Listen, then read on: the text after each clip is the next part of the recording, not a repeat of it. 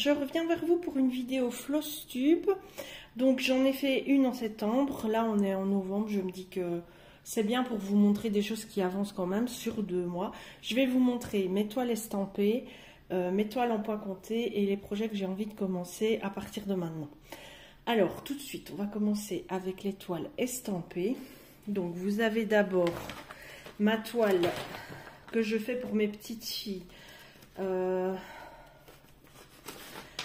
Set Gorgeous. Hop, voilà mon avancée. Normalement, quand je vous l'ai montré la dernière fois, j'avais fait cette partie-ci. Là, j'ai fait un demi, enfin presque les ballerines, et j'ai bien avancé de l'autre côté. C'est une toile très très facile puisque c'est des couleurs hyper répétitives. Il n'y a pas énormément de confettis, sauf dans les chaussures, il y en avait quand même pas mal. Et depuis que j'ai passé le cap de ne pas arrêter chaque fil, mais de passer sur certains endroits quand il y a des fils un peu disparates comme ici, je n'arrête pas là pour recommencer là, je passe le fil et tant pis quoi. Vous voyez, voilà. Depuis que je fais ça, bah c'est beaucoup plus simple pour moi.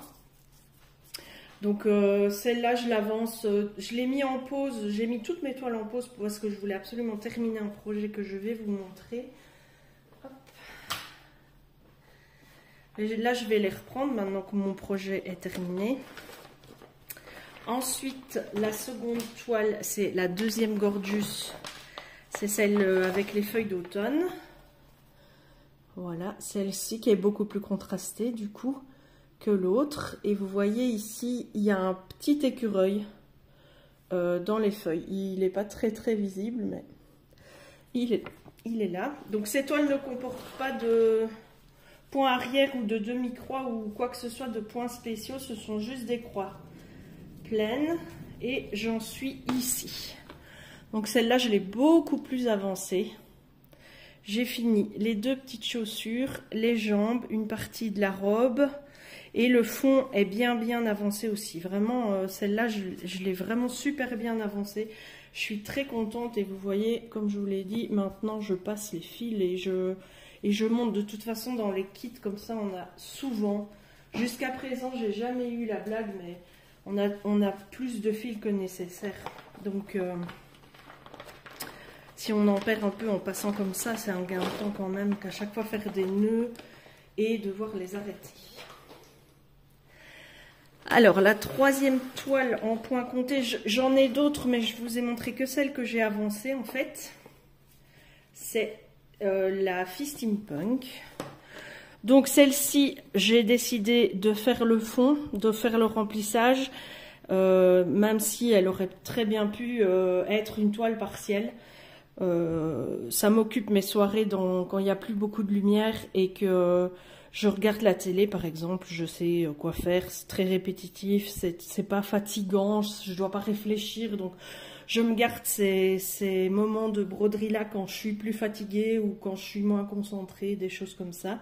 Elle avance doucement aussi, je l'ai mise en pause aussi, mais j'ai hâte de la reprendre parce que depuis que j'ai fait son visage, cette toile je l'adore et j'ai vraiment envie de voir ce qu'elle va donner une fois terminée, quoi. C'est une toile que j'avais eue en partenariat avec Vip Cross Stitch et franchement, elle est de super bonne qualité. Pour les toiles estampées, c'est déjà terminé. Donc, je vais vous montrer maintenant toutes mes toiles en point compté. Alors, déjà, il y a cette petite toile-ci. Hop. Je l'ai rangée parce que c'est vraiment une toile estivale et que maintenant, j'ai plus envie de choses cocooning. Donc c'est un phare, je ne les sors pas des ronds hein, parce qu'ils sont super bien centrés. Donc c'est un phare, je vous montre l'image. Hop, voilà. Donc j'en suis ici. Je dois faire la bouée. Voilà, tout le reste est fait au-dessus, le point arrière et les demi-croix. Ici, il y a du point arrière, des demi-croix et des croix pleines. Je l'adore, elle est vraiment chouette, mais j'ai plus du tout le mood estival là. Finalement, je suis saisonnière. Hein. Octobre, novembre, c'est l'automne, les couleurs chaudes, les trucs cocoon. Donc, hop, ou les trucs qui ne sont pas du tout type saison, on va dire. Mais voilà pour celle-là, donc qui est rangée jusqu'à l'été prochain, ou du moins au printemps prochain. La seconde, je vais essayer de vous montrer le modèle si je l'ai, sans vous montrer évidemment le diagramme, puisque c'est quelque chose que j'ai acheté sur Etsy et qu'il y a déjà tellement de piratage en tout genre. Voilà, c'est cette grille-ci. J'aime beaucoup aussi. J'ai choisi de la faire sur une toile naturelle. Donc c'est une Aïda, ils disent que c'est naturel, ouais, comment ils disent, rustique je crois. Et donc j'en suis ici. Donc j'ai fait, hop, c'est une 14 CT. J'ai fait les 3 tasses et le chat. J'ai commencé le lapin et le dessus de la théière ici et le petit lapin sur l'autre théière. Voilà, j'avance doucement. Voilà, elle est hyper facile, il n'y a que 4 couleurs dessus. Donc pour les couleurs, c'est vraiment pas prise de tête. J'avais tout mis en pause parce que quand j'arrive à la fin d'une toile, je veux la finir, j'arrive pas à la mettre de côté. Je fais au forcing et enfin non pas que ça ne me plaise pas, hein, mais je la termine quoi. Je la laisse pas s'il reste presque rien dessus. Je laisse tous les autres projets en plan pour la terminer. Donc j'avais avancé sur... donc en septembre, je vous ai montré mes avancées de l'été. Septembre-octobre, j'avais débuté ce projet-là. Mais après, j'ai tout mis en pause pour terminer le projet que je vous montrerai fin de la vidéo. Ah non, j'ai encore une estampée, je l'ai mis dans les points comptés. C'est ma fameuse toile 4 saisons. Celle-là, je l'ai eu terminée en une semaine tellement j'ai adoré broder l'automne. C'est vraiment pour l'instant la plus belle partie pour moi. Alors vous savez, moi j'ai décidé de remplir. Normalement c'est une toile partielle, le blanc reste non brodé. Mais moi j'ai décidé de le broder et donc comme c'était l'automne, tout ce qui était autour des images, je l'ai fait en écru et le renard en blanc. Voilà. Et j'adore, j'adore, j'adore. J'ai très très hâte de la terminer, de faire l'hiver parce que je sais qu'il va être beau puisque tout le monde a commencé le sale avec l'hiver. Donc voilà, je la fais en trio, ouais, plus ou moins trio quand même. Si, c'est un vrai trio. Avec Col Orange, donc Mylène, et Colo Eva, donc Eva je crois. Et on se partage nos avancées sur Insta, c'est trop cool. Donc voilà pour cette toile.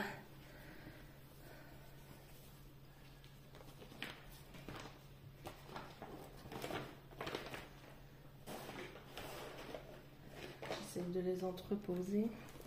Un nouveau projet en point de croix compté que je trouve excellent. Vous savez que chez moi, enfin non, vous ne le savez pas forcément, mais chez nous, nous collectionnons les hiboux. Parce que mon mari a fait les scouts et il était grand-duc, c'était son totem. Et voilà le nouveau projet auquel je me suis attelée. Très très beau, franchement. Et j'ai déjà réalisé un hibou complètement. Enfin, hibou chouette, je vous passe des balles. Évidemment, vous ne le verrez pas, je vais enlever le cadre. Parce que là, vous verrez rien, ça ne sert à rien du tout de vous montrer ça. Hop. Voilà. Je le remettrai après. Donc, j'en ai fini un. C'est un projet plein. C'est pas partiel. Donc, j'ai fini un hibou. J'étais très étonnée des couleurs choisies parce que quand on voit la photo du modèle, il y a du beige, du brun, du gris. Mais en fait, la palette de couleurs, elle est comme ceci. C'est beaucoup de gris-vert comme ça, des dégradés de gris-vert. Donc, on verra ce que ça donne. Les nuances se voient, mais elles sont vraiment subtiles. Donc voilà pour celui-là. Hop.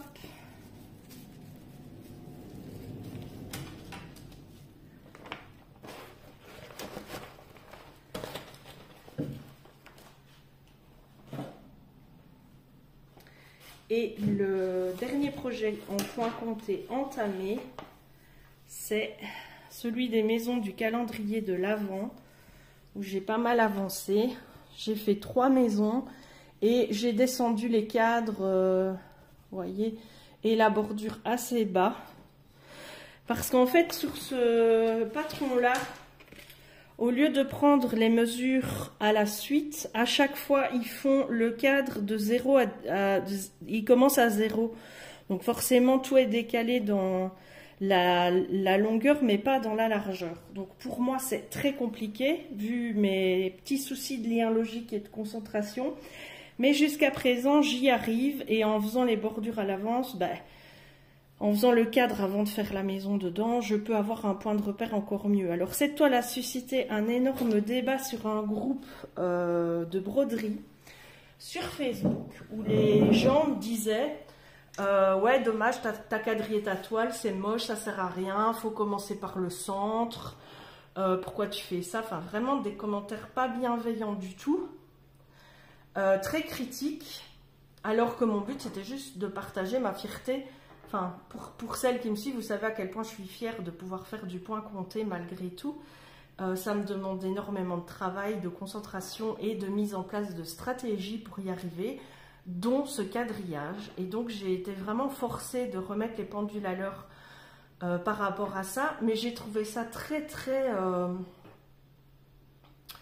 jugeant de juste trouver à dire ça, quoi. Déjà, il y a autant de façons de broder qu'il y a de personnes qui brodent. Il n'y a pas une police de la broderie ou une école de la broderie qui va venir vous sanctionner. Et en plus, qu'est-ce que ça peut faire aux brodeuses puristes qui commencent par le centre, qui ne font pas de traits? Qu'est-ce que ça peut bien leur faire que je quadrille ma toile? Et je me suis rendu compte aussi à la suite de ce débat que les gens pensaient que le quadrillage allait rester. Mais enfin, réfléchissez un petit peu 2 minutes avant de dire n'importe quoi. Évidemment, c'est de l'encre qui s'efface à la fin de l'ouvrage, c'est prévu pour ça. Donc les gens font des critiques sans réfléchir, de manière très acerbe, et sans se rendre compte de l'impact que ça a sur celui qui la reçoit, bien que je n'ai pas besoin de compliments, hein, ça n'a rien à voir avec ça, mais c'était vraiment une déflagration. Et à côté de ça, j'ai eu aussi énormément de rebonds de bienveillance de gens qui ont dit « ne vous les écoutez pas, vous faites comme vous voulez ». Et j'ai été obligée de préciser que si je faisais ça, c'était pour me faciliter la vie à cause d'un handicap, quoi.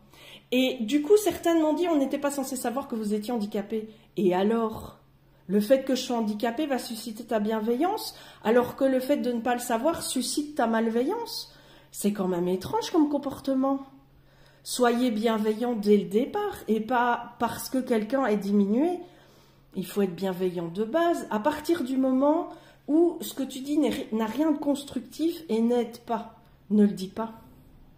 C'est tout, ne le dis pas.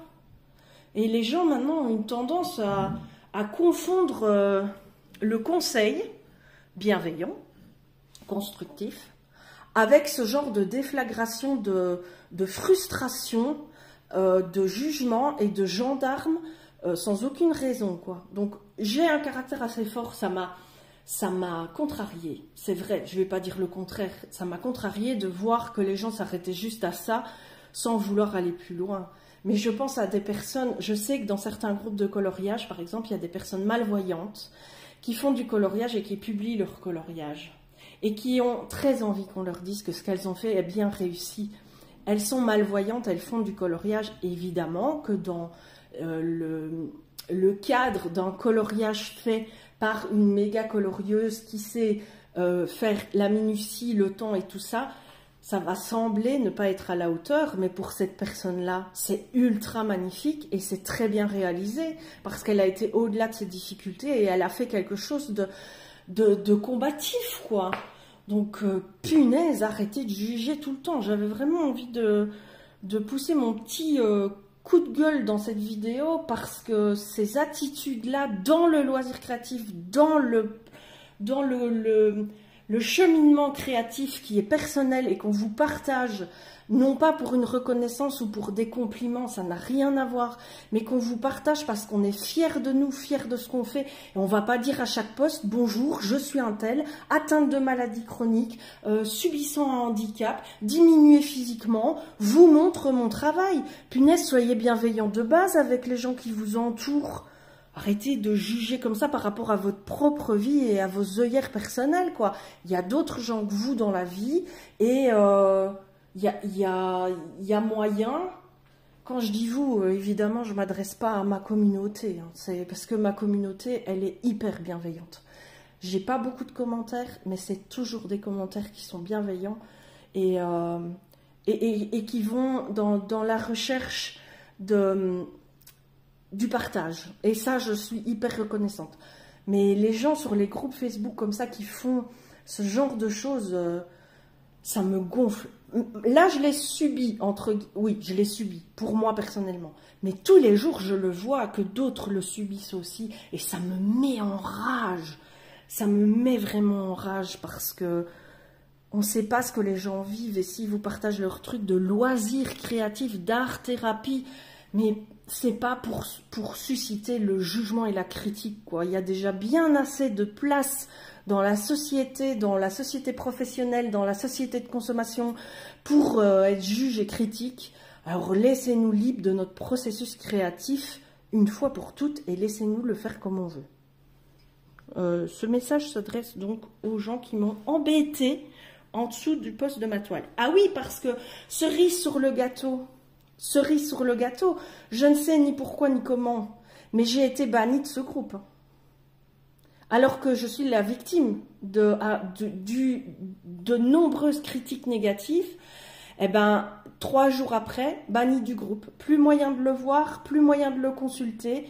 Vous n'allez pas me dire que subitement le groupe il a fermé séance tenante. Non, j'ai été bannie. Donc sûrement dénoncée pour quelque chose que j'ai pas fait, comme de la publicité ou du harcèlement moral ou un comportement inapproprié par une des personnes de ce groupe-là. Et on m'a banni du groupe. Voilà. Et ça arrivait vraiment 2-3 jours après ce post. Donc, je me suis abonnée à un autre groupe. Je l'aimais bien ce groupe-là. Il y avait beaucoup d'interactions dedans. Mais si c'est pour subir ça et que les administratifs n'ont même pas été voir le pourquoi du comment et m'ont simplement banni, je trouverai mon bonheur ailleurs. Voilà, c'était la petite parenthèse sur mon dernier projet, que en l'occurrence j'adore faire. Ensuite, désolée pour ce petit coup de gueule, mais il a fallu que ça remonte. Ça s'est passé il y a plus d'1 mois, cette affaire-là, mais il a fallu que ça remonte, là, voilà. Ensuite, je vous montre avec énormément de fierté mon projet terminé, parce que c'était une toile estampée de base croix pleine. Non, il y avait des quarts de croix, mais un tout petit peu. Mais alors, un travail de point arrière pour la finir. Quelque chose de fou. Je ne m'étais pas rendu compte que ça aurait pu être aussi long, le point arrière, pour que ça soit juste, quoi. Et voilà ma toile terminée. Le Petit Prince. Elle a pris tout son sens une fois que j'ai fait le point arrière, évidemment. J'ai adoré, vraiment. Le point arrière, c'est pas un truc qui est super agréable à faire. Je me pique, l'aiguille a du mal à rentrer. Il faut compter tout le temps pour être juste. Même si parfois j'adapte par rapport aux couleurs et je m'en sors. Mais je veux dire, c'est un peu rébarbatif, il faut dire ce qui est. Mais le rendu final est tellement beau, tellement beau. Donc voilà, je suis hyper fière de moi. Encore une fois, un défi relevé. Et cette toile va passer au trempage, au séchage, à l'encadrement. Et va être offerte comme il se doit. Voilà. Ensuite, pour terminer cette vidéo, je vais vous montrer tous les projets que j'ai envie de démarrer ces prochaines semaines. Donc déjà, il y a celui-ci, qui aurait dû être fait en même temps que la 4 saisons, mais je voulais achever mon Petit Prince, donc je l'ai mis de côté, mais j'ai bien envie de l'attaquer. C'est une estampée. Je n'ai pas pris celle en point compté, j'ai pris les 4 en estampée. Ensuite, en point compté, il y a ce petit projet. Alors évidemment, Isabelle a encore frappé. Je me le suis acheté en kit sur Shein quand je l'ai vu. Je suis tout de suite tombée en amour devant, je l'ai acheté direct. Et je me suis rendu compte que j'avais acheté le pâte original sur Etsy. Donc, j'ai très bien fait. Comme ça, j'ai respecté le travail de la créatrice. Mais j'ai acheté un truc en double, quoi. Bah non, parce que là, j'ai le kit, j'ai les fils, j'ai tout. Donc, voilà. Ensuite, je ne vais pas tout vous le déballer, juste la feuille de présentation. C'est aussi un travail en point compté. C'est cette frise de Noël avec des hiboux, bien sûr. J'ai des hiboux en toutes sortes de formats, en coloriage, en broderie, en diamond painting, en peinture par numéro, en puzzle. Enfin, voilà, les hiboux sont partout. J'ai des mugs, des bics, j'ai vraiment tout. Depuis que j'ai rencontré mon mari. D'ailleurs, à une époque, les gens ne m'offraient plus que des cadeaux hibou, pensant que j'étais aussi fan que lui, mais j'ai dû remettre les choses, les pendules à l'heure. C'est lui, le collectionneur de hibou. Moi, j'aime bien, j'adore, mais j'ai pas envie qu'à chaque cadeau d'anniv, on m'offre des hiboux. Je préfère qu'on m'offre du colo. Donc, j'ai un peu remis les pendules à l'heure à ce niveau-là. Et la dernière toile que j'ai envie de commencer pour cet hiver, c'est celle-ci. J'ai bien regardé, c'est que du point de croix normal, ou peut-être du demi, mais il n'y a pas de point rire, et ça me fera quand même du bien à mon petit majeur droit, qui a un trou au-dessus, ici près de l'ongle, là j'ai un trou en fait, j'ai mal, donc il faut que je trouve des travaux qui vont plus me faciliter, où je ne dois pas pousser trop sur l'aiguille. Alors vous me direz, mais un dé à coudre, mais quand je fais ça, j'utilise plus mon doigt, c'est comme si... il n'existait plus, je le fiche comme ça et je travaille avec ce doigt-là, ce qui n'est pas pratique du tout. Et puis en plus, j'ai un dé à coudre en caoutchouc, et le fil s'accroche tout le temps dedans, ça m'énerve. Donc voilà, je vais laisser reposer mon doigt gentiment, faire des trucs en point de croix tranquille, sans prise de tête. Je le trouve très très beau dans ces couleurs, vraiment magnifique. Je vous laisse. Merci d'avoir regardé ma vidéo. Désolée pour mon petit coup de gueule moralisateur.